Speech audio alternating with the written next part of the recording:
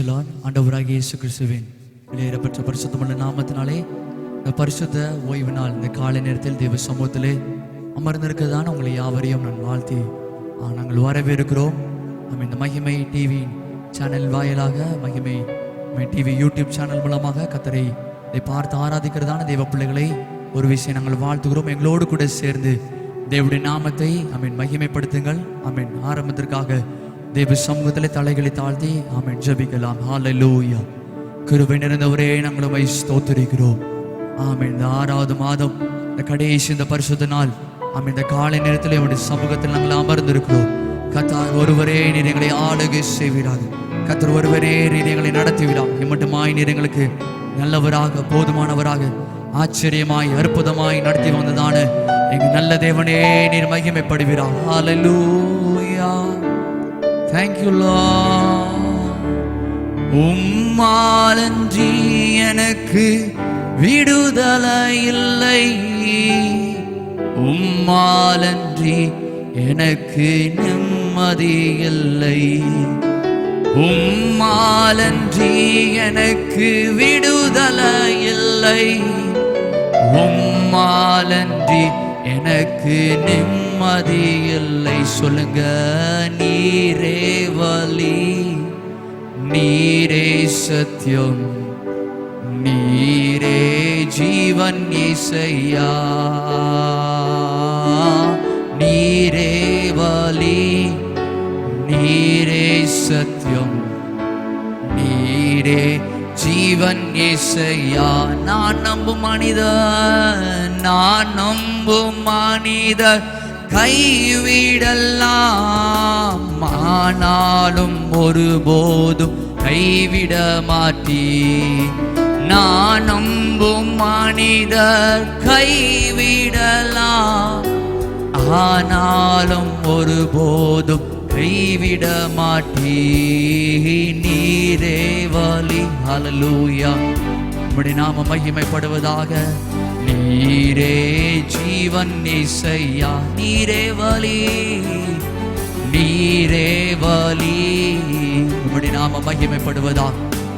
ஹல்லேலூயா. உம்மை பிரஸ்தாபப்படுத்துகிறதான எந்த ஸ்தலத்திலும் நான் வந்து உங்களை ஆசீர்வதிப்பேன் என்று சொன்னதான கர்த்தர் இந்த காலை நேரத்திலே ஆரம்ப ஜெபத்திலே உம்முடைய சமூகத்தில் அமர்ந்திருந்து உம்முடைய முகத்தை நோக்கி பார்க்கிறதான பிள்ளைகளை கர்த்தர் ஒரு விசை நீர் ஆளுகை செய்வீராக.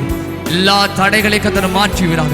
கர்த்தர் ஒருவரே அற்புதமான காரியங்களை கர்த்தர் இந்த மாதத்தின் கடைசி ஆராதனை கர்த்தர் நீர் எங்கள் நடுவில் செய்யும்படியாக நாங்கள் ஜெபிக்கிறோம். ஹல்லேலூயா. நான் நம்பும் மனிதர் கைவிடலாம், ஆனாலும் ஒருபோதும் கைவிட மாட்டீர். விசுவாசத்தோடு நான் நம்பும் மனிதர் கைவிடலாம், ஆனாலும் ஒருபோதும். ஹல்லேலூயா. நீரே வழி, நீரே சத்தியம், நீரே ஜீவன் இயேசையா. எங்கள் நீரே வழி, நீரே வழி, நீரே சத்தியம், நீரே ஜீவன் இயேசையா. தேவ சமூகத்தில் உங்களை தாழ்த்தி, தேவ சமூகத்தில் உங்களுக்கு தேவனுக்கு முன்பாக உங்களை தாழ்த்தி தேவ சமூகத்திலே கர்த்தர் ஒருவரே நீர் என்னை ஆளுகை செய்வீரார். உம்முடைய கல்வாரி தூய ரத்தத்தினாலே நீர் எங்களை கழுவி சுத்திகரித்து உம்முடைய பிள்ளையா எங்களை மாற்றி பாடு ஆராதிக்கிறதான வேளையிலே உம்முடைய மகிமையினால் நீர் எங்களை நிரப்ப முடியுமா நாங்கள் ஜெபிக்கிறோம். தொடர்ந்து உள்ளதான ஒவ்வொரு நேரத்திலும் உம்முடைய மகிமையின் பிரசன்னம் நீர் எங்களை ஆளுகை செய்து கர்த்தர் நீர் எங்களை நடத்தும்படியாக நாங்கள் ஜெபிக்கிறோம். நீர் ஒருவரே மகிமையான காரியங்களை கர்த்தர் செய்வீரார். தடைகளை கர்த்தர் மாற்றுவீராக. நான் பாடும்போது என் உதடுகளும் என் மீட்டுக்கொண்ட என் ஆத்துமாவும் கெம்பீரித்து மகிழ்ந்து சொன்ன வார்த்தைப்படி கெம்பீரித்து நாங்களுமே பாடி ஆராதிக்க, தேவனுடைய நாமத்தை துதிக்க கர்த்தர் எல்லா நன்மைகளை கர்த்தரை செய்ய முடியும் ஜெபிக்கிறோம். வேண்டுதலோடு, விண்ணப்பங்களோடு, எதிர்பார்ப்போடு தேவ சமூகத்திலே அமர்ந்திருக்கதான பிள்ளைகளோடு கூட கர்த்தர் இந்த காலை நேரத்தில் இடைபடுகிறார். நீர் ஒருவரே வழியப்பா, நீர் ஒருவரே நீர் எங்களுடைய இரட்சகர், நீர் ஒருவரே நீங்கள் நல்ல தேவனா இருக்கிறபடியால் எந்த சூழ்நிலைகளை கைவிடாதபடி கர்த்தர் நடத்துகிற தேவன். மரண பரிந்து நான் உன்னை நடத்த வேண்டும் சொன்னதான தேவன் எங்களை நடத்திவிடாக. உடைய நல்ல நாம் மகிமைப்படுவதாக. துதி கனமகியம் எல்லாம் ஒவ்வொருவருக்கே நாங்கள் செலுத்துகிறோம். இயேசு கிறிஸ்து மூலம் ஜெபங்கேலும் எங்கள் பரிசுத்தமுள்ள எங்கள் நல்ல பிதாவே. ஆமென், ஆமென், ஆமென். கர்த்தர் தாமே உங்களை அதிகமாய் ஆசீர்வதிப்பாராக. ஆமென். பாடலை பாடி என்னுடைய நாமத்தை இந்த காலை நேரத்தில் மகிமைப்படுத்தலாம். என்னை மறவா இயேசுநாதா உந்தன் தயவால் என்னை நடத்தும். சேர்ந்து கரங்களை தட்டி உற்சாகமாய் பாடி கர்த்தருடைய நாமத்தை மகிமைப்படுத்தலாம். Thank you Lord.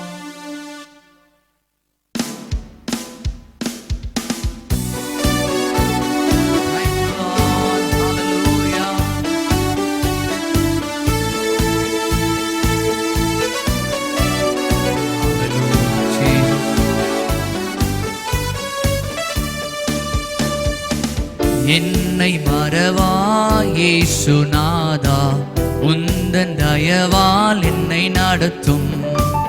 என்னை மறவா இயேசுநாதா உந்தன் தயவால் என்னை நடத்தும். வல்ல ஜீவ வாக்குத்தத்தங்கள் வரைந்தனக்காய்ந்ததாலே ஸ்தோத்திரம். வல்ல ஜீவ வாக்குத்தத்தங்கள் வரைந்தனக்காய்ந்ததாலே ஸ்தோத்திரம். ஆபத்திலே அரும் துணையே பாதைக்கு நல்ல தீபமிரே. ஆபத்திலே அரும் துணையே பாதைக்கு நல்ல தீபமிரே. என்னை மறவா இயேசுநாதா உந்தன் தயவால் என்னை நடத்தும். என்னை மறவா இயேசுநாதா உந்தன் தயவால் என்னை நடத்தும். பயப்படாதே வாலக்கரத்தாலே பாதுகாப்பேன் என்றதாலே ஸ்தோத்திரம். பயப்படாதே வாலக்கரத்தாலே பாதுகாப்பேன் என்றதாலே ஸ்தோத்திரம். பாசம் என்மேல் நீர் வைத்ததினால் பறிக்க இயலாதவரும் என்னை. பாசம் என்மேல் நீர் வைத்ததினால் பறிக்க இயலாதவரும் என்னை. என்னை மறவா நல்ல கரங்களை தட்டி இயேசுவே உந்தன் மறவா இயேசுநாதா உந்தன் தயவால் என்னை நடத்தும். தாய் தன் சேனை மறந்து விட்டாலும் மறவேன் உன்னை என்றதாலே ஸ்தோத்திரம். தாய் தன் சேனை மறந்து விட்டாலும் மறவேன் உன்னை என்றதாலே ஸ்தோத்திரம். மறைந்திரன்றோ உள்ளங்கையில் மன்னவா எந்தன் புகலிடமே. வரைந்திரன்றோ உள்ளங்கையில் வல்லவா எந்தன் இயேசுவே. என்னை மறவா இயேசுநாதா உந்தன் தயவால் என்னை நடத்தும். என்னை மறவா இயேசுநாதா உந்தன் தயவால் என்னை நடத்தும். கரங்களை தட்டி திக்கற்றோராக கைவிடேனே கலங்கிடீரே என்றதாலே ஸ்தோத்திரம். நீர் அறியா யாதும் நேரிடா என் தலை முடியும் எண்ணீரே. ஒரு நாள் தேவன் நம்மை திக்கற்றவர்களாக விடாத நல்ல தகப்பன். யார் நம்மை கைவிட்டாலும் யார் நம்மோடு கூட இருந்தாலும் இல்லாவிட்டாலும் இடைவிடாமல் ஆராதிக்கிற தகப்பன் அவன் நம்மோடு கூட இருக்கிறார். அந்த தகப்பனை உற்சாகமாய் கரங்களை தட்டி ஹல்லேலூயா. இயேசுவே திக்கற்றோராய் கைவிடேனே கலங்கிடீரே என்றதாலே ஸ்தோத்திரம். திக்கற்றோராய் கைவிடேனே கலங்கிடீரே என்றதாலே ஸ்தோத்திரம். நீரறியா யாதும் நேரிடாய் என் தலை முடியும் எண்ணினீரே. நீரறியா உற்சாகமாய் ஹல்லேலூயா என் தலை முடியும் எண்ணினீரே. என்னை மறவா இயேசுநாதா உந்தன் தயவால் என்னை நடத்தும்.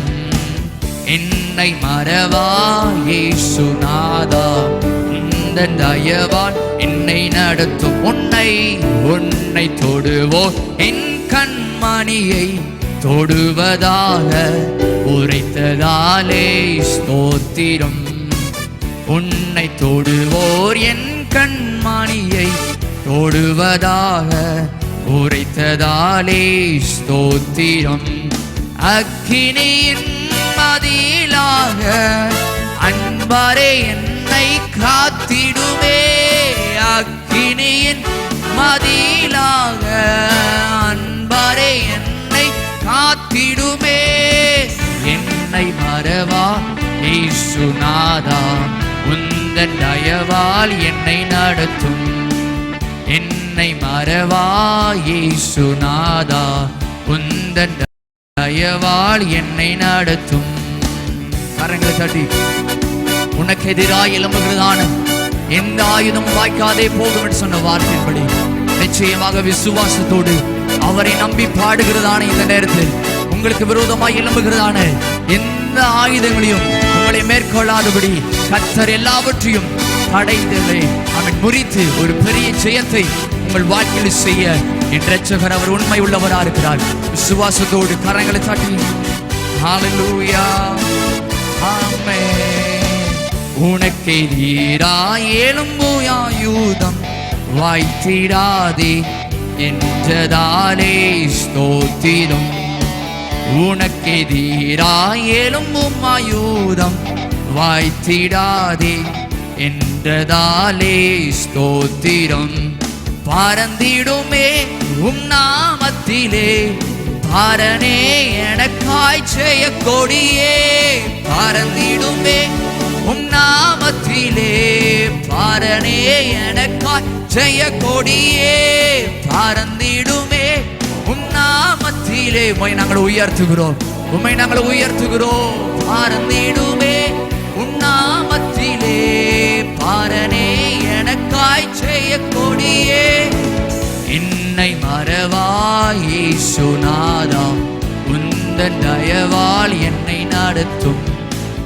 என்னை மறவா இயேசுநாதா, உந்தன் தயவால் என்னை முற்றும்.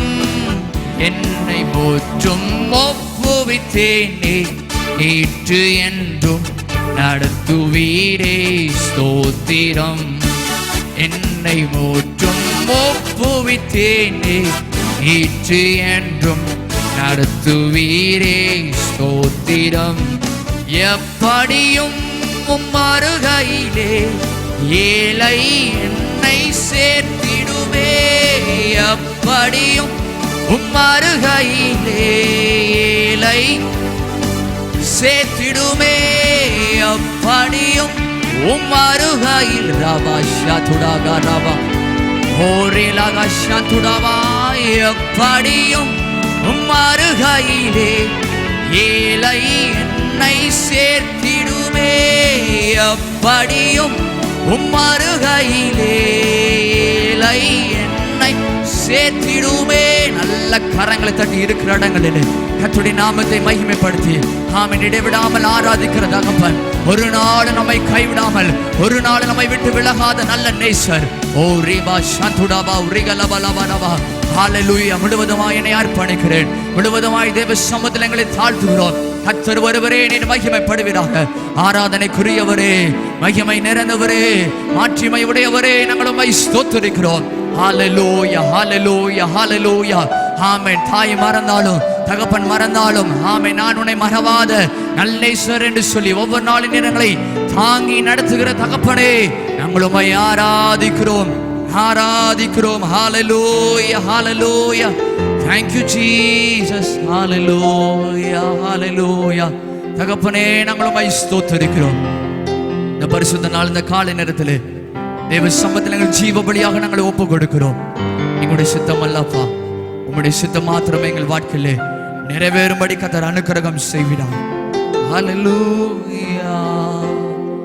உம் சித்தம் போல் என்னை என்றும் தற்பரனே நீ நடத்தும். உம் சித்தம் போல், உம் சித்தம் போல் என்னை என்றும் தற்பரனே நீ நடத்தும்.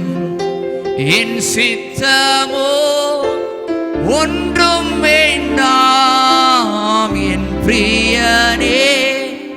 என் இயேசுவே என் சித்தமோ ஒன்றும் வேண்டாம் என் பிரியனே என் இயேசுவே திருமார்பில் நான் சாய்ந்திடுவேன் ஒரு பிரயாண காலம் வரை பரனே உந்தன் திருசித்தத்தை அறிவதல்லோ தூயவலி பரனே உந்தன் திருசித்தத்தை அறிவதல்லோ தூயவலி உம்முடைய சித்தத்தை எங்கள் ஜீவ காலமெல்லாம் ஓடிக்கொண்டிருக்கிறதான அந்த பிரயாணத்திலே ஏதோ ஏனோதானம் என்று சொல்லி நாங்கள் ஓடி விடாதபடி அழைத்த அழைப்பிலே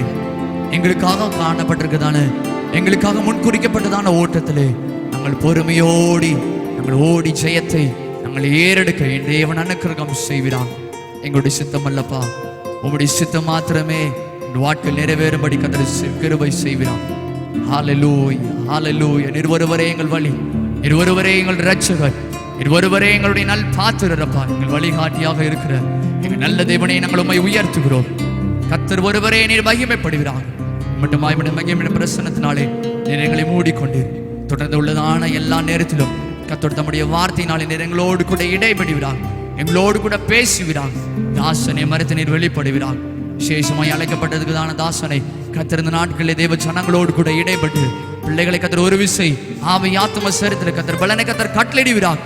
பரிசுத்தமிழ் எல்லாம் மகிமைப்படுவதாக துதி கனமயம் எல்லாம் ஒருவருக்கே நாங்கள் செலுத்துகிறோம். இயேசு கிறிஸ்து மூலம் ஜெபம் கேளும் எங்கள் ஜீவனுள்ள எங்கள் நல்ல பிதாவே. ஆமென் ஆமென் ஆமென். கர்த்தர் நல்லவர், அவர் கிருபை என்றும் உள்ளது. இந்த பரிசுத்த நாள் இந்த காலை நேரத்திலும் இவ்வளவு நேரம் கர்த்தரை பாடி ஆராதிக்க இவருடைய நாமத்தை மகிமைப்படுத்தும்படி கர்த்தர் நமக்கு பாராட்டின நல்ல கிருபைகளுக்காக நான் கர்த்தரை அதிகமாய் ஸ்தோத்தரிக்கிறேன். மறுபடி நான் உங்களை வாழ்த்தி நான் வரவேற்கிறேன். இந்த நாளிலும் கர்த்தருடைய வார்த்தைக்கு ஆமென், கர்த்தருடைய வார்த்தை கொண்டு வரும்படி நம்ம மத்தியிலே பாஸ்டர் ஜோயல் ஞானதாஸ் அவர்கள் நம்ம மத்தியில் இருப்பது மிகுந்த சந்தோஷம். ஜபத்தோடு ஆமென் காணப்படுவோம்.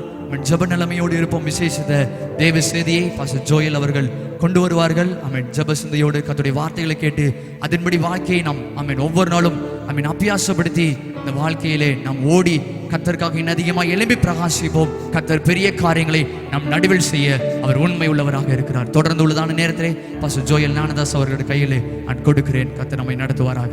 ஆமென். ஆண்டவராகிய இயேசு கிறிஸ்துவின் நாமத்தினாலே உங்கள் யாவரையும் வாழ்த்தி வரவேற்றுக் கொள்கிறோம். இந்த சியோன் ஜெப வீடு ஆலயத்திலே இன்னைக்கு கூடி வந்திருக்கிற உங்கள் யாவரையும் வீடுகளிலே நீங்கள் ஆண்டவரை நீங்கள் ஆராதித்துக் கொண்டிருக்கிறீர்கள். இன்னைக்கு தேசத்தில் இருக்கக்கூடிய சூழ்நிலைகளினாலே நாம் இணைந்து ஆலயத்தில் வந்து கர்த்தரை ஆராதிக்க முடியாத ஒரு நிலை ஏற்பட்டாலும் நாம் வீடுகளிலே அமர்ந்து நம் ஆண்டுடைய நாமத்தை உயர்த்தும்படி தேவன் கொடுத்திருக்கிற நல்ல சிலாக்கியங்களுக்காக நான் ஆண்டவருக்கு நன்றி செலுத்துகிறேன்.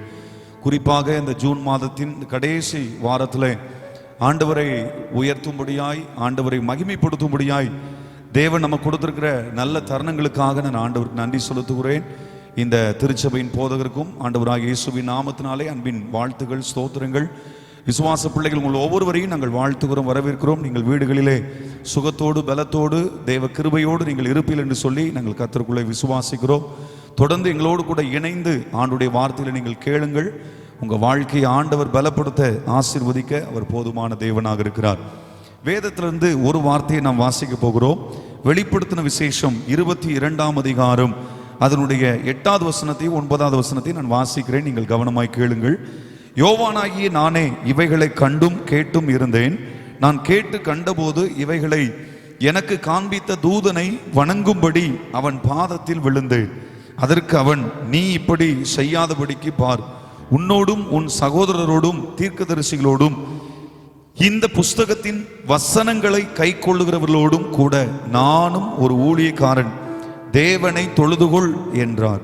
அப்படியே நாம் தலைகளை தாழ்த்தி இருக்கிற இடங்கள்ல ஆண்டவருடைய பிரசன்னம் நம்மை மூடும்படியாக, தேவ வார்த்தை நம்மை பலப்படுத்தும்படியாக, இந்த சத்தத்தை கேட்கிற யாவர் மேலும் தேவ கிருபையும் பலனும் கூட இருந்து நம்மை நடத்தி சொல்லும்படியாக அப்படியே நாம் கர்த்தரை ஸ்தோத்திரம் பண்ண போகிறோம். ஹல்லேலூயா.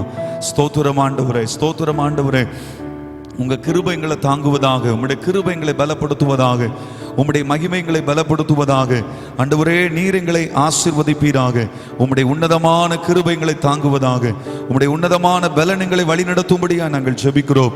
உம்முடைய உன்னதமான ஆசீர்வாதம் எங்களை நடத்தும்படியா நாங்கள் ஜெபிக்கிறோம். ஆண்டவரே, நீரே நல்லவர், நீரே நல்லவர், நீரே நல்லவர். உம்முடைய நாமம் மகிமைப்படுவதாக. நீரே நல்லவர். யாக்கோபின் தேவன் என் தேவன், எனக்கென்றும் துணையவரே, என்னாலும் நடத்துவாரே. ஆண்டவர் இந்த மாதம் முழுவதும் நம்மை நடத்தி இருக்கிறார். ஆண்டவரை பார்த்து சொல்லாம, யாக்கோபின் தேவன் என் தேவன், எனக்கென்றும் துணையவரே, என்னாலும் நடத்துவாரே. ஏதும் இல்லை என்ற கவலை இல்லை, துணையாளர் என்னை விட்டு விலகவில்லை. ஏதும் இல்லை என்ற கவலை இல்லை, துணையாளர் என்னை விட்டு விலகவில்லை. சொன்னதை செய்திடும் தகப்பனவர், சொன்னதை செய்திடும் நவர், நம்புவேன் இறுதி வரை, நம்புவேன் இறுதி வரை, நம்புவேன் இறுதி வரை, நம்புவேன் இறுதி வரை. யாக்கோபின் தேவன் என் தேவன், எனக்கென்றும் துணையவரே, என்னாலும் நடத்துவாரே. யாக்கோபின் தேவன் என் தேவன், எனக்கென்றும் துணையவரே, என்னாலும் நடத்துவாரே. என் ஓட்டத்தில் நான் தனிமை இல்லை, நேசித்தவர் என்னை வெறுக்கவில்லை. என் ஓட்டத்தில் நான் தனிமை இல்லை, நேசித்தவர் என்னை வெறுக்கவில்லை. தகப்பன் வீட்டில் கொண்டு சேர்த்திடுவார், தகப்பன் வீட்டில் கொண்டு சேர்த்திடுவார். நம்புவேன் இறுதி வரை,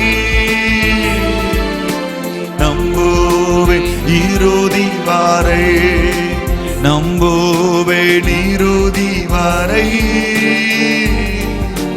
நம்புவேன் இறுதி வரை. யாக்கோபின் தேவன் என் தேவன், எனக்கென்றும் துணையவரே, என்னாலும் நடத்துவாரே. யாக்கோபின் தேவன் என் தேவன், எனக்கென்றும் துணையவரே, என்னாலும் நடத்துவாரே. ஆண்டவராகிய தேவன் இம்மட்டும் நம்மை நடத்தி வந்திருக்கிறார். 6 மாதங்களாய் நம்மோடு கூட இருந்த தேவன் தொடர்ந்து தேவன் நம்மோடு கூட பேசும்படியாக அவருடைய நல்ல வார்த்தைகளுக்காக நாம் ஜெபிப்போம். பரிசுத்தமுள்ள எங்கள் பரலோக பிதாவே, வாசித்த உம்முடைய ஜீவ வார்த்தைகளுக்காக நன்றி செலுத்துகிறோம். ஆண்டவரே, சொல்லப்பட்ட எழுதப்பட்ட ஒவ்வொரு வார்த்தையின் மூலமாய் நீர் எங்களோடு கூட பேச வேண்டும் என்று நாங்கள் ஜெபிக்கிறோம். அப்பா, ஒரு மனுஷனுடைய சத்தத்தை அல்ல, பரலோகத்திலிருந்து கேட்கப்படுகிற ஒரு தேவ சத்தத்தை நாங்கள் இந்த கால வேளையிலே கேட்கும்படியாக இந்த மகிமை நாளிலே நாங்கள் உம்முடைய நாமத்தை உயர்த்தி இந்த சத்தத்தை கேட்டு நாங்கள் பலனடைய நீர் எங்களுக்கு கிருபை செய்ய வேண்டும் என்று நாங்கள் ஜெபிக்கிறோம். எங்களோடு பேசும் நாங்கள் கேட்கிறோம். இயேசுவின் நாமத்தில் ஜெபிக்கிறேன், எங்கள் ஜெபம் கேளும் ஜீவனுள்ள நல்ல பிதாவே, ஆமென். மீண்டுமாக ஆண்டவராக இயேசு கிறிஸ்துவின் நாமத்தினாலே உங்கள் யாவரையும் அன்போடு கூட நான் வாழ்த்துகிறேன், வரவேற்கிறேன். இந்த 6வது மாதத்தின் இந்த கடைசி வாரத்திலே நம்ம ஆண்டவரை மகிமைப்படுத்த நல்ல வார்த்தைகளை கேட்கும்படி நாம் தேவ சமூகத்தில் நாம் அமர்ந்திருக்கிறோம். உடைய கையில் இருக்கிற வேதாகமத்தை என்னோடு கூட சேர்ந்து திருப்பிக் கொள்ளுங்கள். வெளிப்படுத்தின விசேஷம் 22ஆம் அதிகாரம் அதனுடைய 8வது வசனம் 9வது வசனம் இவ்விதமாய் சொல்லுகிறது. நான் வாசிக்கிறேன். யோவானாகி நானே இவைகளை கண்டும் கேட்டும் இருந்தேன். நான் கேட்டு கண்டபோது இவைகளை எனக்கு காண்பித்த தூதனை வணங்கும்படி அவன் பாதத்தில் விழுந்தேன். அதற்கு அவன், நீ இப்படி செய்யாதபடிக்கு பார், உன்னோடும் உன் சகோதரோடும் தீர்க்கதரிசிகளோடும் இந்த புஸ்தகத்தின் வசனங்களை கை கொள்ளுகிறவளோடும் கூட நானும் ஒரு ஊழியக்காரன், தேவனை தொழுதுகொள் என்றான். ஆண்டவராகிய இயேசுவின் நாமத்தினாலே இந்த வார்த்தையை கொண்டு தேவன் நம்மை பலப்படுத்தும்படியாக நாம் ஜெபத்தோடு காத்திருக்கும் பொழுது தேவனாய் கர்த்தர் நம்மோடு கூட அவர் பேச வல்லவராய் இருக்கிறார். இந்த வசனம் சொல்லப்பட்ட காரணங்களை நாம் புரிந்து கொண்டு தேவன் இன்றைக்கு நம்மோடு கூட என்ன சொல்ல போகிறார் என்பதை நீங்கள் கவனிப்பீர்களானால் மெய்யாகவே தேவனுடைய வார்த்தை நம்மை பலப்படுத்த, நம்முடைய குடும்பத்தை ஆசீர்வதிக்க, நம்முடைய வாழ்க்கை கட்டி எழுப்புவதற்கு அது போதுமான வார்த்தையாக இருக்கிறது. இந்த வசனம் விதமாய் சொல்லுகிறது. அதற்கு அவன், நீ இப்படி செய்யாதபடிக்கு பார், உன்னோடும் உன் சகோதரோடும் தீர்க்கதரிசிகளோடும் இந்த புஸ்தகத்தின் வசனங்களை கை கொள்ளுகிறவளோடு கூட நானும் ஒரு ஊழியக்காரன், தேவனை தொழுதுகொள் என்றான் என்பதை நாம் வாசிக்கிறோம். இந்த சம்பவத்தின் பின்னணியை நான் சற்று சுருக்கமாக நான் சொல்லிவிட்டு தேவன் சொல்லுகிற வார்த்தை நேராய் நான் கடந்து செல்ல விரும்புகிறேன். இந்த சம்பவம் எப்பொழுது எழுதப்பட்டது என்பதை நாம் கவனிக்கும் பொழுது, ஆண்டவராக இயேசு கிறிஸ்துவோடு கூட 12 சீசர்கள் இருந்தார்கள்.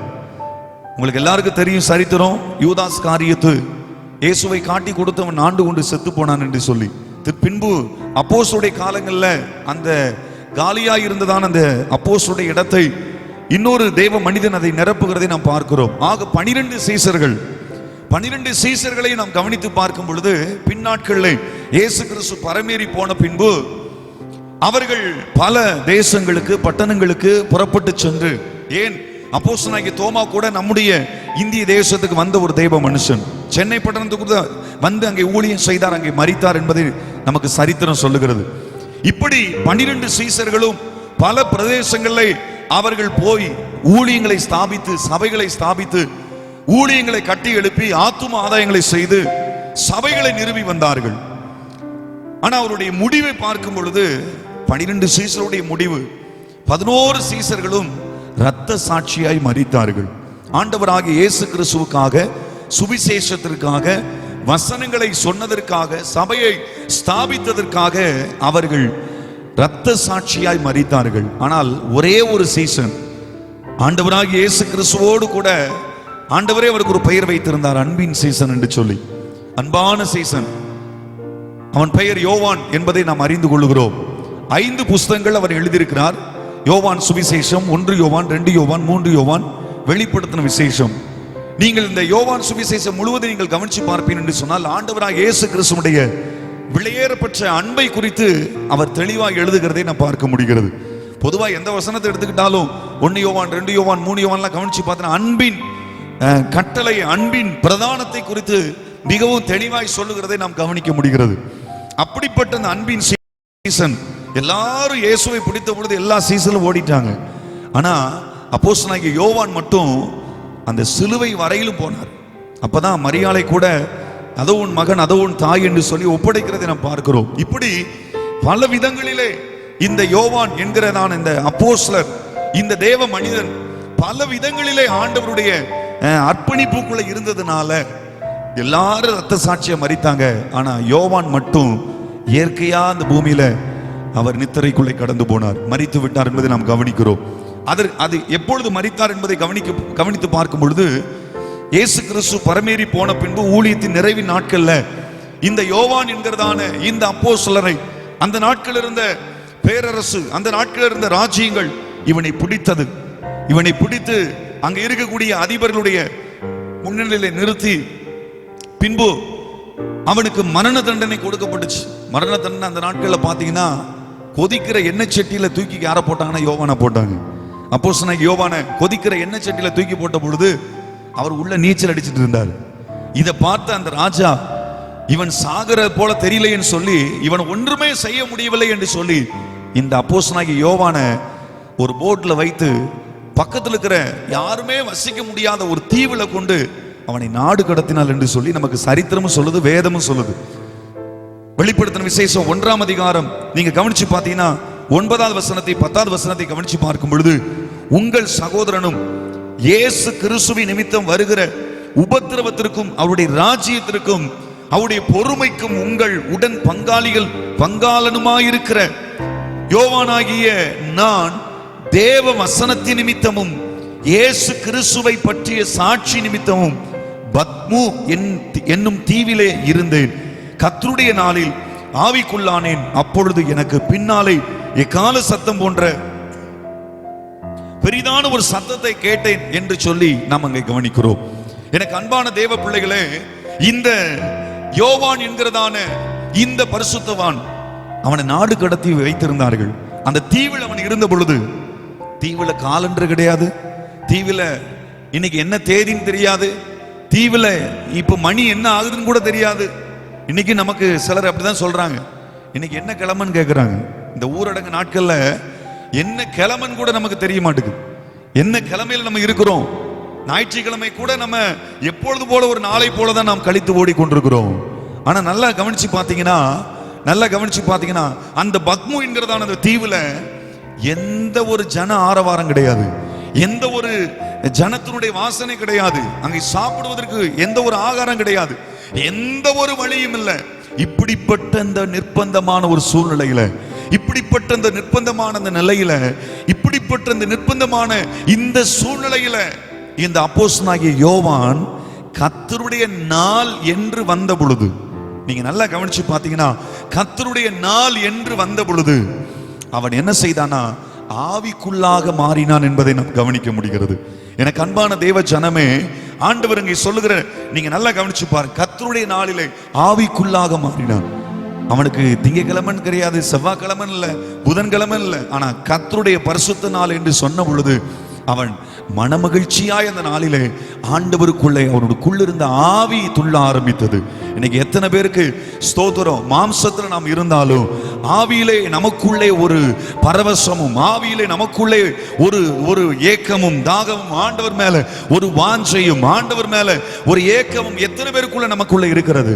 இந்த வார்த்தை கேட்கிற அருமையான தேவ ஜனமே, கர்த்தருடைய நாள் என்று சொன்ன பொழுது நமக்குள்ளே நம்முடைய உள்ளம் துடிக்கணும், நம்முடைய உள்ளம் ஏங்க வேண்டும் என்பதை கர்த்தர் விரும்புகிறவராக இருக்கிறார். இப்போ அந்த கர்த்தருடைய நாள்ல என்ன நடக்குதா, அந்த தீவுல இருக்கிறார், எந்த ஒரு ஆரவார சத்தமும் இல்லை. ஆனா கர்த்தருடைய நாள்ல அவனுக்குள்ளிருந்த ஆவி, அவனுக்குள்ளிருந்த அந்த ஆத்துமா தேவனோடு கூட கனெக்டட் ஆயிடுச்சு. ஸ்தோத்திரம். அது வரைக்கும் மாம்சத்துல அந்த பத்மு தீவுல உட்கார்ந்து இருக்கிறாரு. ஆனா எப்போ கர்த்தருடைய நாள் என்று வந்த பொழுதோ அப்பொழுது கர்த்தருக்குள்ள அவனும் ஆண்டவரும் ஒரு தொடர்பை பெற்றுக்கொண்டதை நாம் பார்க்கிறோம். அப்படி தொடர்பு பெற்றுக்கொண்ட பொழுது நடந்த விளைவு என்ன? ஆண்டவர் அவனை ஆவியிலே தம்முடைய ராஜ்யத்துக்குள்ள எடுத்துக்கொண்டு போகிறார். மாம்சம் உயிரற்ற ஒரு சடலமாய் பத்மு தீவுல கிடக்குது.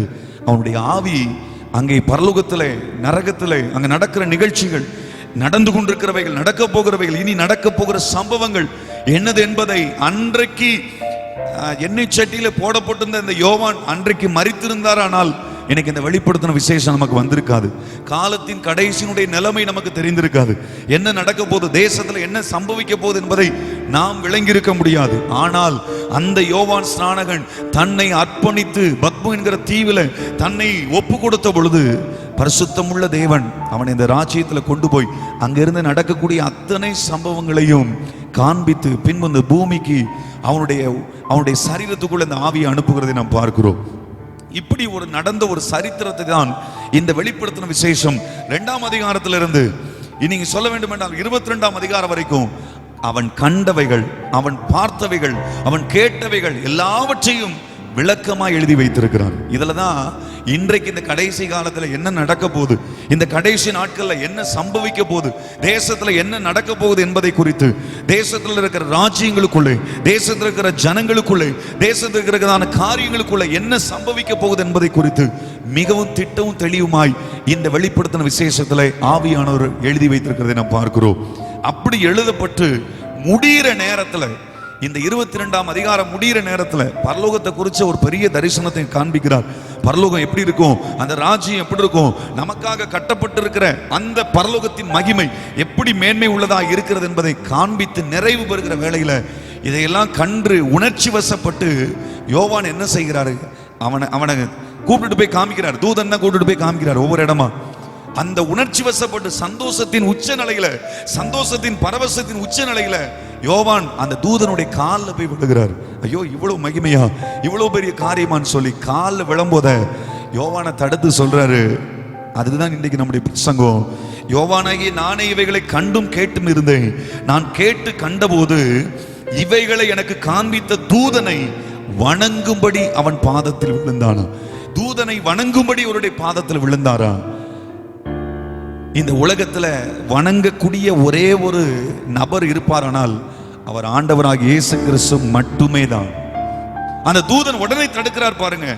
அந்த தூதன் உடனே தடுத்து சொல்றாரு, நீ இப்படி செய்யாதபடிக்கு பார், உன்னோடும் உன் சகோதரரோடும் தீர்க்கதரிசிகளோடும் இந்த புஸ்தகத்தின் வசனங்களை கை கொள்ளுகிறவர்களோடும் கூட நானும் ஒரு ஊழியக்காரன், தேவனை தொழுது கொள்ளு என்று சொல்லப்பட்டிருக்கிறது. எனக்கு அன்பான தேவ ஜனமே, இந்த உலகத்தில் மனுஷனுடைய காலில் விழுவது அல்லது நமக்கு மேல இருக்கக்கூடிய ஒரு அதிகாரம் உள்ளவங்கள அல்லது நமக்கு மேல இருக்கக்கூடிய பெரியவங்களுடைய காலில் விழுகிறது நல்லது.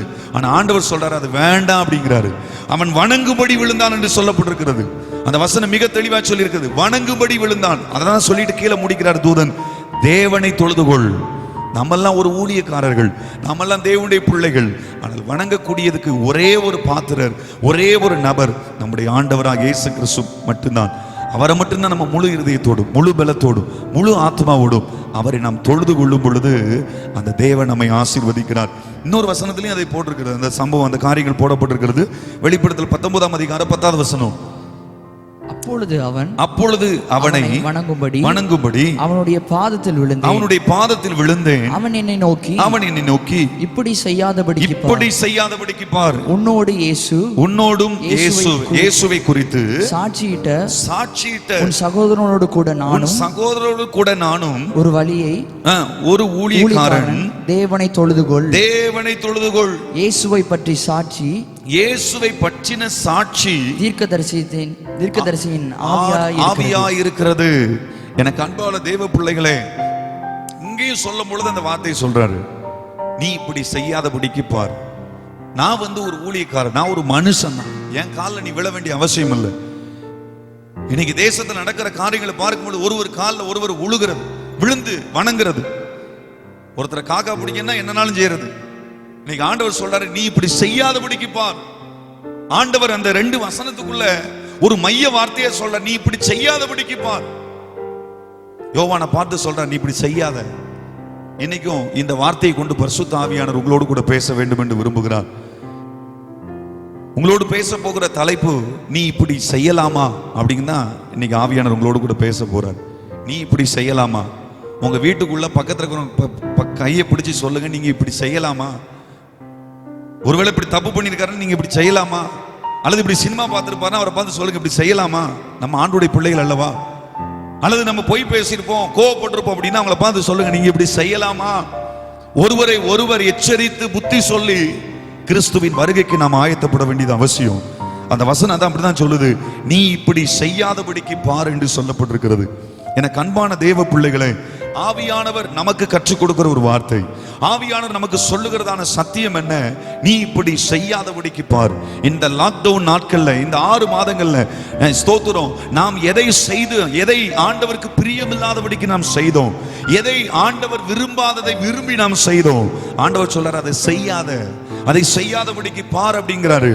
நீ இதை செஞ்சினா அது உன் வாழ்க்கையில உனக்கு கண்ணியா மாறும். இப்ப நீ செய்துட்டு இருக்கிற அந்த காரியம் கூட ஆண்டவர் உன்னை பார்த்து கேட்கிறாரு, நீ இப்படி செய்யலாமா? ஒரு ஆவிக்குரிய பிள்ளைகளை பார்த்து, சத்தியத்துல வளருகிற பிள்ளைகளை பார்த்து, வசனத்துல வளருகிற பிள்ளைகளை பார்த்து, உபதேசத்திலையும் இன்னும் சொல்ல வேண்டும் என்றால் தேவனுடைய வசனத்திலையும் வார்த்தையிலையும் வளர்ந்து அந்த ராஜ்யத்துக்கு வந்து சேரக்கூடிய தேவ ஜனத்தை பார்த்து தான் ஆண்டவர் கேட்கிறார், நீ இப்படி செய்யலாமா? இது ஆவியானவர் உங்களை பார்த்து கேட்கிற ஒரு கேள்வியாக நீங்கள் எடுத்துக்கொள்ளுங்கள், நீ இப்படி செய்யலாமா என்று சொல்லி. இன்னைக்கு இந்த வார்த்தையின் மூலமாய் பரிசுத்த ஆவியானவர் நம்ம கூட பேச போறாரு. இன்னைக்கு நம்ம எதை செஞ்சுக்கிட்டு இருக்கிறோம், அதை செய்யாதன்னு ஆண்டவர் எச்சரிக்கிறார் என்பதை கவனிக்கும் பொருட்டாக 7 காரியங்களை நான் வேகமாய் உங்களுக்கு நான் பகிர்ந்து கொள்ள ஆசைப்படுகிறேன். வசனத்தை குறித்து கொள்ளுங்கள். நீங்கள் வீடுகளில் நேரம் இருக்கும் பொழுது நீங்கள் அதை எடுத்து தியானியுங்கள். உங்க வாழ்க்கைக்கு அது ஆசீர்வாதமாக மாறும். ஆண்டவருக்கு ஸ்தோத்திரம். ஆண்டவர் எதை செய்யாதபடிக்கு நம்மை தடுத்து வைத்திருக்கிறார், ஆனா நம்ம அதை செய்து கொண்டிருக்கிறோம். ஆண்டவர் அதை செய்யாதங்கிறார். அதை செஞ்சோம்னா அந்த ராஜ்யத்துக்குள்ள போக முடியாது. அதான் சொல்றார், நீ இப்படி செய்யாதபடிக்கு பார். ஒரு தேவ மனிதனாய் இருந்து உங்களை பார்த்து நாங்கள் சொல்லுகிறோம்.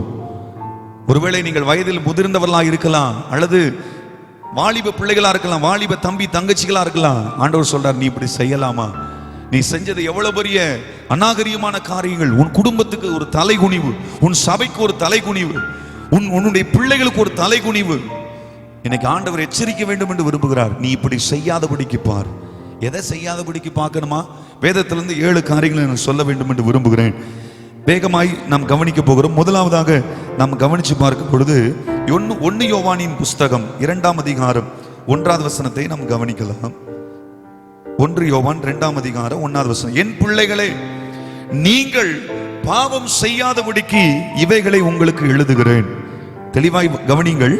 ஒருவன் பாவம் செய்வானானால் நீதிபரராய் இருக்கிற இயேசு கிறிஸ்து நமக்காக பிதாவினிடத்தில் பரிந்து பேசுகிறவராய் இருக்கிறார். நம்முடைய பாவங்களை நிவர்த்தி செய்கிற கிருபாதர பலி அவரே. நம்முடைய பாவங்களை மாத்திரமல்ல, சர்வலோகத்தின் பாவங்களையும் நிவர்த்தி செய்கிற பலியாய் இருக்கிறார். அவருடைய கற்பனைகளை நாம் கை கொள்ளுகிறவர்கள் ஆனால் அவரை அறிந்திருக்கிறோம் என்பதை அதனால் அறிவோம். நம்பர் 1, முதலாவது நான் சொல்ல வேண்டும் என்று விரும்புகிறேன். நீ இப்படி செய்யாதபடிக்கு பார் என்று ஆண்டவர் நம்மை பார்த்து சொன்னாரு.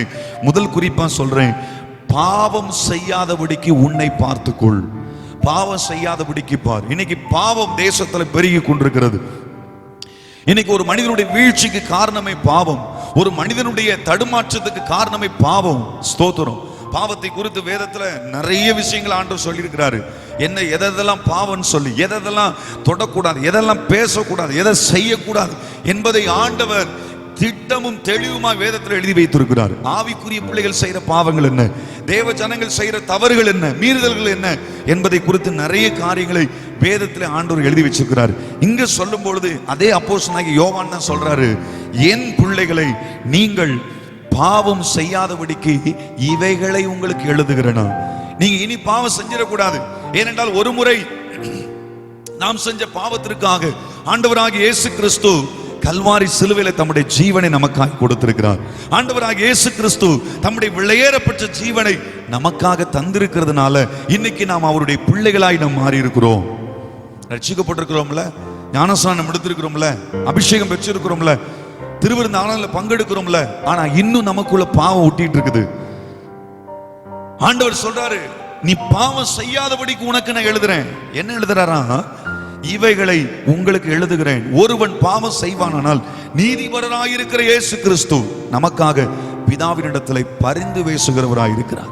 ஆண்டவராக இயேசு கிறிஸ்து நமக்காக ரத்தத்தை சிந்தி அவர் இப்பொழுது பிதாவின் வலது பார்சத்தில் உட்கார்ந்து நமக்காக பரிந்து பேசிக்கிட்டு இருக்கிறாரு. இப்ப நீங்க அவருடைய பிள்ளைகளா மாறிட்டீங்க, நீங்க அவருடைய ஜனமா மாறிட்டீங்க. இப்ப நீங்க ஒரு சின்ன தவறு செய்யும் போத பிதாவிட்ட சொல்வாரா, என் பிள்ளையை விட்டுருங்க. எத்தனை தவணைகளை ஆண்டவர் நமக்கு தந்திருக்கிறார், எத்தனை தவணை காலங்களை தேவன் நமக்கு ஏற்படுத்தி கொடுத்திருந்திருக்கிறாரு. இந்த ஊரடங்கு நாட்கள் நம்ம வீடுகளில் தானே நம்ம இருக்கிறோம். எவ்வளவு நாள் நம்ம ஜெபித்து இருக்கலாம், வேதத்தை வாசித்து இருக்கலாம், ஆண்டவருடைய சமூகத்தில் இன்னும் நெருங்கி சேர்ந்திருக்கலாமே. காலம் கடைசி ஆயிட்டுங்க. ஆண்டவராக இயேசு கிறிஸ்து சீக்கிரம் வர போறாரு. ஆண்டவர் உங்களுக்காக பரிந்து பேசிக்கிட்டு இருக்கிறார் பிதாவினிடத்துல. இந்த பாவத்தை செஞ்சிடாத, தப்ப பண்ணிடாத, இந்த காரியத்தை செய்திடாத. இந்த லாக்டவுன் நாட்கள் நிறைய வீடுகள்ல பாவம் பெருகிருச்சு. இன்னைக்கு தேசத்துல அப்படிப்பட்ட ஒரு கணக்கெடுப்பு சொல்லப்படுது. பல இடங்கள்ல செல்போன்னால, இன்னைக்கு உள்ள இருக்கிற பல காரியத்தினால இன்னைக்கு பல பாவங்கள் தேசத்துக்குள்ள பெருகிருச்சு.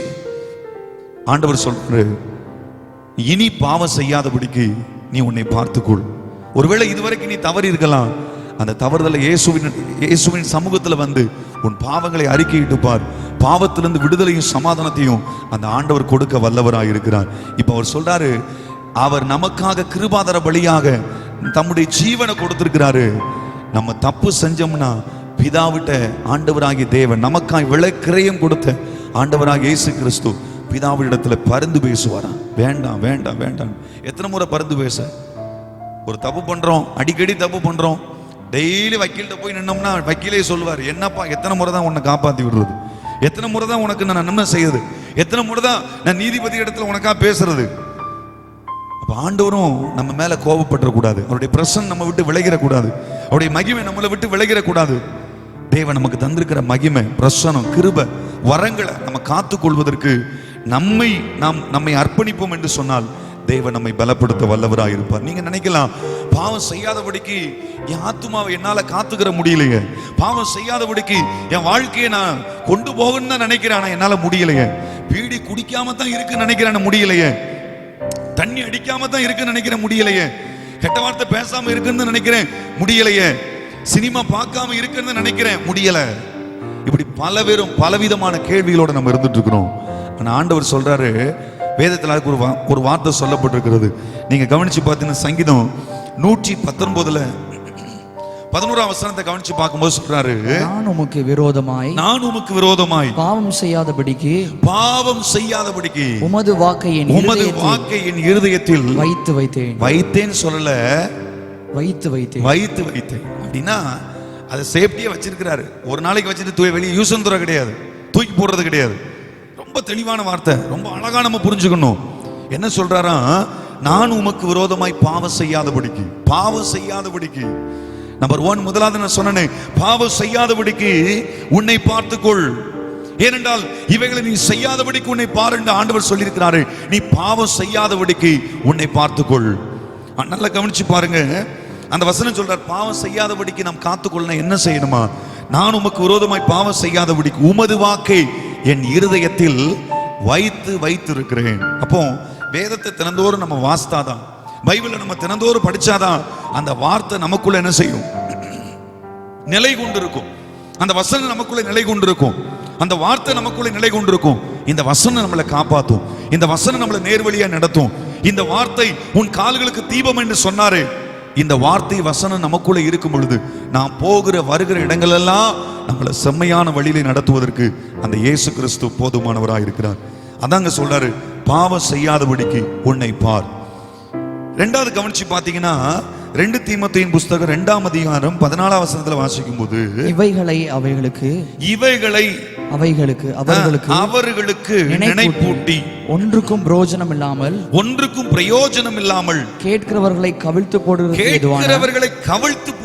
ஏதுவான வாக்குவாதம் செய்யாதபடிக்கு கர்த்தருக்கு முன்பாக அவர்களுக்கு எச்சரித்து புத்தி சொல்லு.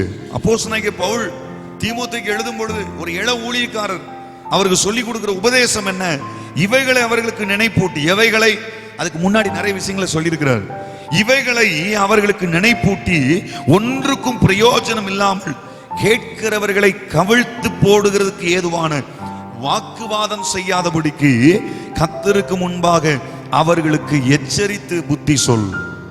நீ இப்படி செய்யலாமா அப்படின்னு ஆண்டவர் கேட்கிறார்ல. என்ன கேட்கிறார் அப்படின்னா, இரண்டாவதாக வாக்குவாதம் செய்யாதபடிக்கு உன்னை பார்த்துக்கொள் அப்படிங்கிறாரு. முதலாவது பாவம் செய்யாதபடிக்கு உன் ஆத்துமாவை காத்துக்கொள். இரண்டாவதாக வாக்குவாதம் செய்யாதபடிக்கு உன்னை காத்துக்கொள். இன்னைக்கு வாக்குவாதம் நிறைய வீடுகளில் நடக்குது, ஆவிக்குரிய வீடுகளில் நடக்குது. இன்னைக்கு தர்க்கங்கள், ஒருத்தர் பேச்சு ஒருத்தருக்கு பிடிக்கல, விட்டு கொடுக்க மனசு இல்லை, அதனால குடும்பத்துக்குள்ள வாக்குவாதங்கள், கணவன் மனைவிக்குள்ள வாக்குவாதங்கள், பெற்றோர் பிள்ளைகளுக்கு இடையில வாக்குவாதங்கள், ஊழியர்கள் விசுவாசிகளுக்குள்ளே வாக்குவாதங்கள். இன்னைக்கு பல திருச்சபைகளிலே பல குடும்பங்களில் அது பெருகி கொண்டிருக்கிறது. ஆனா ஆண்டவர் சொல்றாரு, இந்த வாக்குவாதங்களை செய்யாதபடிக்கு நீ பார்த்துக்கொள்ளு அப்படிங்கிறாரு. ஆதியாகமம் 13:7 வாசிக்கிறோம், ஆபிரகாமின் மந்தை மேய்ப்பருக்கும் லோத்துவின் மந்தை மேய்ப்பருக்கும் வாக்குவாதம் வந்ததுன்னு சொல்லப்பட்டிருக்குது. ஆபிரகாம் ஒரு நல்ல விசுவாசத்தின் தகப்பனா இருந்ததுனாலதான் அவர் சொன்னாரு, உனக்கும் எனக்கும் என்ன, உன் மந்தை மேய்ப்பருக்கும் என் மந்தை மேய்ப்பருக்கும் என்ன, நீ இந்த பக்கம் போனீங்கன்னா நான் அந்த பக்கம் போயிடுறேன், நாம் சகோதரர்கள் அப்படின்னாரு. இப்போ நல்லா கவனிங்க, வாக்குவாதம் நமக்கு வேண்டாம். சின்ன சின்ன விஷயத்துக்கு கூட வாக்குவாதம் பண்றது, சின்ன சின்ன காரியங்களை கூட நம்ம சண்டை போடுறோம், சின்ன சின்ன காரியங்களை கூட நமக்கு பிடிக்கல அப்படின்னு சொன்ன உடனே நம்ம ஊழியக்காரர்களை முறைச்சிடுறோம். ஊழியக்காரர் சில விஷயங்களை நமக்கு புத்தி சொல்லும் போது, நமக்கு மேலானவங்க சில காரியங்களை நமக்கு சொல்லும் பொழுது நமக்கு வாக்குவாதம் வருது. ஆண்டவர் சொல்றாரு, அது வேண்டாம். நமக்கு நாம் சகோதரர்கள், நாம் கிறிஸ்து. ஒரு நாட்களை நம்ம அப்படி வாக்குவாதம் பண்ணிட்டு இருந்தோம். ரட்சிக்கப்படுவதற்கு முன்னாடி நம்ம வாக்குவாதம் பண்ணிட்டு இருந்தோம். தர்க்கம் பண்ணிட்டு இருந்தோம். ஆனா இப்ப கிறிஸ்துவுக்குள்ள வந்ததுனால வாக்குவாதம் இல்ல, சகோதர ஐக்கியம் நமக்கு தேவை. சகோதர ஐக்கியத்தோடு நம்ம வாழணும். குடும்பத்துக்குள்ள அப்படிதான், திருச்சபைகளுக்குள்ள அப்படிதான். ஏன்னா வாக்குவாதம் பண்ணுகிறவர்கள் ராஜ்யத்துக்குள்ள போக முடியாது. சண்டையிடுகிறவர்கள், தர்க்கம் பண்ணுகிறவர்கள் அந்த ராஜ்யத்துக்குள்ள நுழைய முடியாது. ஆண்டவரை பார்த்து சொல்லுங்க, ஆண்டவரே இனி எனக்கு அந்த வாக்குவாதம் வேண்டாம். குடும்பத்துல ஒருத்தருக்கு ஒருத்தர் பேசும்பொழுது ஒருவருக்கு ஒருவர் விட்டு கொடுத்து பழகுங்கள், மன்னித்து பழகுங்கள். மன்னித்ததை ஸ்தோத்திரம் மறந்து பழகுங்கள். அதை விட்டு விடும் பொழுது தேவ நீதிக்கினராய் நம்முடைய வாழ்க்கை திரும்புவதற்கு ஏதுவாய் அமையும். இன்னும் நீங்க கவனிச்சு பார்த்தீங்கன்னா நிறைய காரியங்களை சொல்லலாம். 1 கொரிந்தியர் 1:11 கவனிச்சு பார்க்கும்போது சொல்றாரு, 1 கொரிந்தியர் 1:11, ஏனெனில் என் சகோதரரே உங்களுக்குள்ளே வாக்குவாதங்கள் உண்டென்று கொலோவியாலின் வீட்டாரால் உங்களை குறித்து எனக்கு அறிவிக்கப்பட்டது. அப்போஸ்தலனாகிய பவுல் கொரிந்து சபைக்கு எழுதும்போது சொல்றாரு, நீங்க வாக்குவாதம் உள்ள ஒரு திருச்சபை, வாக்குவாதத்துல ரொம்ப மேன்மையானவர்கள், அது ஆண்டவருக்கு பிரியமில்லாத காரியங்கள், அதை விட்டுருங்க அப்படிங்கிறாரு. அவங்கள குறித்து நான் கேள்விப்பட்டேன். அதை மேல சொல்லும்போது சொல்றாரு, சகோதரரே நீங்கள் எல்லாரும் ஒரே காரியத்தை பேசவும், பிரிவினை இல்லாமல் ஏக மனதும் ஏக யோசனையும் உள்ளவர்களாய் சீர் பொருந்தி இருக்கவும் வேண்டும் என்று நம்முடைய கர்த்தராகிய இயேசு கிறிஸ்துவின் நாமத்தினாலே உங்களுக்கு புத்தி சொல்லுகிறேன். இன்னைக்கு வாக்குவாதம், நான் கேபாவை சேர்ந்தவர், கீழே படிச்சு பாருங்க 12ஆம் வசனத்தில் சொல்றாரு, நான் பவுலை சேர்ந்தவன் என்றும், நான் அப்போலோவை சேர்ந்தவன் என்றும், நான் கேபாவை சேர்ந்தவன் என்றும், நான் கிறிஸ்துவை சேர்ந்தவன் என்றும். இன்னைக்கு உலகத்துல அப்படிதான், நிறைய கிறிஸ்தவன் நான் அவங்கள சேர்ந்தவங்க, நாங்க இந்த பாஸ்டர் சேர்ந்தவங்க, நாங்க இவங்களை சேர்ந்தவங்க, இப்படி ஒருத்தருக்கு ஒருத்தர் வாக்குவாதம் பண்ணி தேவ ராஜ்யத்தை விட்டு வெளியேறுகிற சில சூழ்நிலை நமக்குள்ள வந்துருது. ஆண்டவர் சொல்றாரு, வாக்குவாதம் செய்யாதபடிக்கு உங்களை பார்த்துக் கொள்ளுங்கள், ஆண்டவருடைய வருகை மிக மிக சமீபமாக இருக்கிறது. 3வது ஒரு காரியத்தை நான் சொல்லி நான் முடிக்க வேண்டும் என்று விரும்புகிறேன். நமக்கு நேரம் இல்லாதனால வேகமாக வாசிங்கள். மத்தேயு எழுதின சுவிசேஷம் 6ஆம் அதிகாரம் 1வது வசனத்தை வாசிக்கலாம். மனுஷர் காண வேண்டும் என்று அவர்களுக்கு முன்பாக உங்கள் தர்மத்தை செய்யாதபடிக்கு எச்சரிக்கையாயிருங்கள். செய்தால் பரலோகத்தில் இருக்கிற உங்கள் பிதாவினிடத்தில் உங்களுக்கு பலன் இல்லை. ஆகையால் நீ தர்மம் செய்யும் பொழுது மனுஷனால் புகழப்படுவதற்கு மாயக்காரர் ஆலயங்களிலும் வீதிகளிலும் செய்வது போல உனக்கு முன்பாக தாரை ஊதுவியாதே. அவர்கள் தங்கள் பலனை அடைந்து தீர்ந்தது என்று மெய்யாகவே உங்களுக்கு சொல்லுகிறேன். எனக்கு அன்பான தேவ பிள்ளைகளை, 3வது ஒரு காரியத்தை சொல்ல வேண்டும் என்று விரும்புகிறேன். 3வது, ஆண்டவர் எதை செய்யாதபடிக்கு பார் என்று சொல்லுகிறார் என்றால், மனுஷர் காண வேண்டும் என்று எதை செய்யாதீங்க. 3வது குறிப்பு, இப்படி செய்யாதபடிக்கு உன்னை பார்த்துக்கொள் என்று ஆண்டவர் நம்மளை பார்த்து எச்சரிக்கிறார்ல.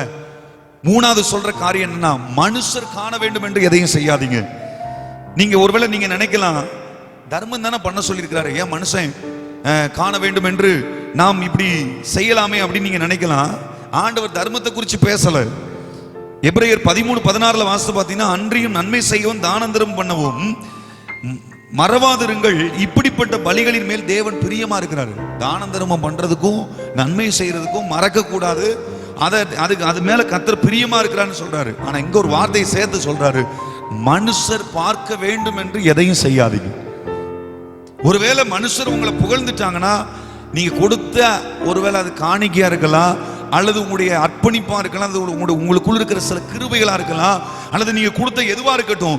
மனுஷன் நம்மளை புகழ்ந்துட்டார் அப்படின்னா மேல அக்கௌண்ட் க்ளோஸ். இங்க ஒருத்தர் நம்மளை புகழாம நம்ம செஞ்ச நீதி கர்த்தருக்கு மட்டும் தெரிஞ்சா போதும் அப்படின்னு நம்ம நினைச்சிட்டோம் அப்படின்னா நிச்சயமா பரலோகத்தில் நமக்கு நிறைவான பலன் உண்டு. ஏனென்றால் அந்த வசனம் சொல்லும்போது அப்படிதான் சொல்லுது. 3வது வசனம் சொல்லுது, நீயோ தர்மம் செய்யும் போது உன் தர்மம் அந்தரங்கமாய் இருப்பதற்கு உன் வலதுகை செய்கிறதை உன் இடதுகை அறியாதிருக்க கிடவது. நீங்க கல்வெட்டுல பேர் வரும் நம்ம நினைக்கிறோம், அல்லது நமக்கு நம்ம பேரை பெரிய அளவுல போடணும், ஒரு ஃபேன்ல போட்டுறணும், ஒரு டியூப் லைட்ல போட்டுறணும், அல்லது நமக்கு இருக்கிற ஒரு பொருட்கள்ல நம்ம பேரை அச்சிட்டு நம்ம நினைக்கிறோம். இது உலக பெருமை. ஆண்டவர் சொல்றாரு, அந்த ராஜ்யத்துல நமக்கு புகழ் இருந்தா போதும், அந்த ராஜ்யத்துல நமக்கு மேன்மை இருந்தா போதும். அதைத்தான் அந்த தூதன் சொல்லும்போது சொல்றாரு, நீ இப்படி செய்யாதபடிக்கு பார். மனுஷருக்கு பெருமை வருவதற்கும் ஸ்தோத்திரம், மனுஷன் பெருமை கொள்ளாதபடிக்கு தன்னை காத்துக் கொள்வதற்கு நீ இப்படி செய்யாதபடிக்கு பார் என்று சொல்றார். நம்பர் 1, முதலாவது, பாவம் செய்யாதபடிக்கு உன்னை பார்த்துக்கொள். இது ஒரு பொல்லாத காலத்துக்குள்ள நீங்கள் நான் நின்று கொண்டிருக்கிறோம். 2வது கவனிக்கிறோம், ஸ்தோத்திரம், அங்கே வாக்குவாதம் செய்யாதபடிக்கு உன்னை பார்த்துக்கொள். 3வது கவனிச்சோம், மனுஷர் காண வேண்டும் என்று எதையும் செய்யாதபடிக்கு நீ பார்த்துக் கொள்வாயானால் நிச்சயமா உங்க வாழ்க்கையில தேவன் அற்புதங்களை செய்வார். இந்த பாவங்களுக்கெல்லாம் விலகி, இந்த வாக்குவாதங்களுக்கெல்லாம் விலகி, மனுஷர் புகழ வேண்டும் என்கிற காரியங்களுக்கெல்லாம் விலகி கர்த்தரை முன்வைத்து கிறிஸ்துவை உயர்த்தி பாருங்கள், கிறிஸ்துவை மேன்மை பாராட்டி பாருங்கள். வேதம் சொல்லுது, சிலர் ரதங்களை குறித்தும் சிலர் குதிரைகளை குறித்தும் மேன்மை பாராட்டுகிறார்கள்.